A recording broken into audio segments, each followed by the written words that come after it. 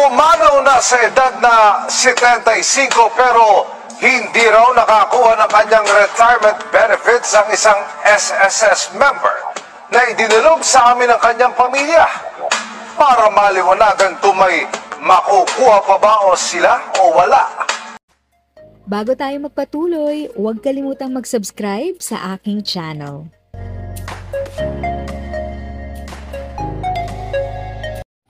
Thank you sa pag-click ng aking video. Good day po sa lahat ng mga nanonood. Sa mga bagong viewers at napadaan lang, by the way, I'm Tita Eda. Welcome to my channel. Ang channel na maghahatid sa iyo ng dagdag kaalaman tungkol sa government services, bagong mga balita at informative videos na galing sa legit na resources. Mag-subscribe na para updated ka.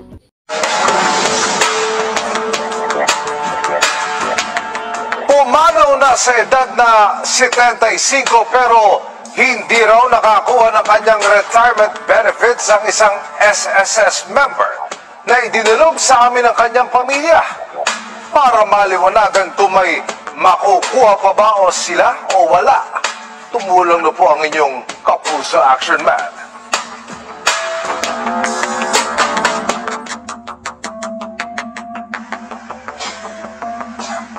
Hunyo ng nakaraang taon, pumanaw ang SSS member na si Mario Pura sa edad na 75.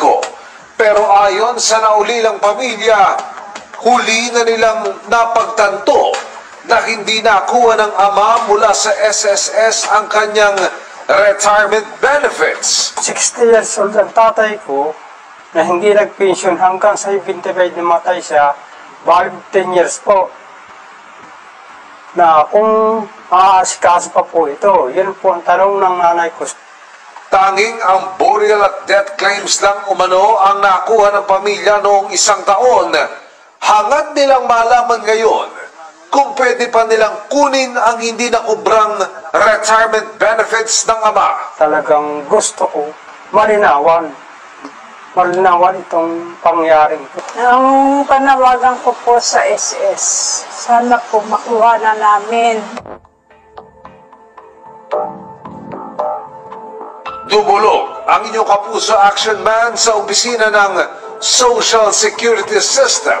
Maaari po ba na maklaim ng mga naiwan, mga naulila, ang pensyon? Base sa ating records, yung ating member po na si Mr. Mario Pura, meron po siyang hulog na 121 months. At ang na-check po natin na pwede naman po nilang maklaim yung retirement benefit na supposed to be nakuha niya nung siya ay nabubuhay pa. So from the time na nag-60th siya nung, I think, May 2008, hanggang yung a month before nung date of death niya, makukuha po ito ng kanyang surviving family. Sa pagkakataong nakaligtaan ng SSS member na may benepisyo pala siyang dapat natatanggap mula sa ahensya, sino nga ba ang dapat nagpapaalala? Responsibility po ng SSS na mapalalahanan ating mga members.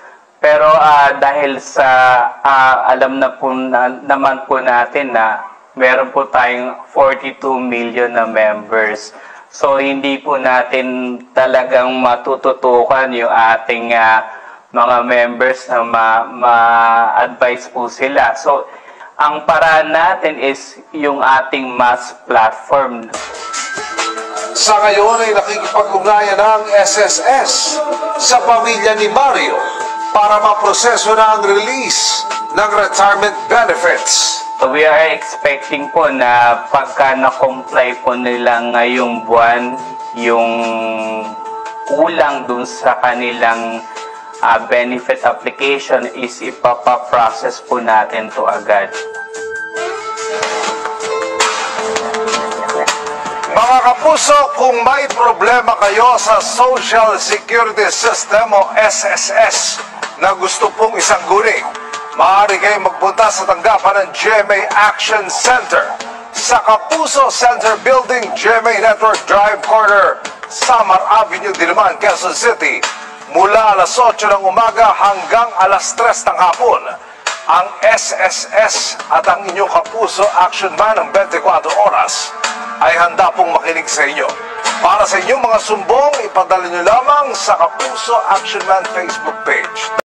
If sa tingin mo, natulungan ka ng video ko na ito, nakasave ka sa oras mo, you can click yung thanks button at any amount ay malaking help sa pag-grow ng channel ko. Yan lang po muna ang aking update.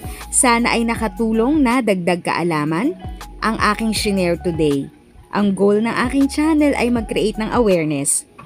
Kung ganitong mga topic ang gusto mo, panoorin mo ang mga videos ko na ito.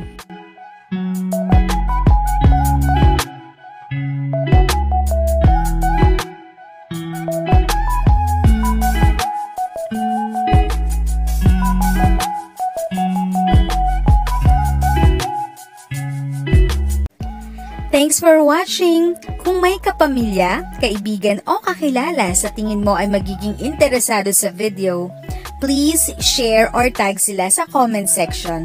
At syempre, if nagustuhan mo ang video, i-like mo na ito at subscribe ka na din. As always, feel free to write your questions, comments, and opinions respectfully. And continue to be a blessing and stay safe!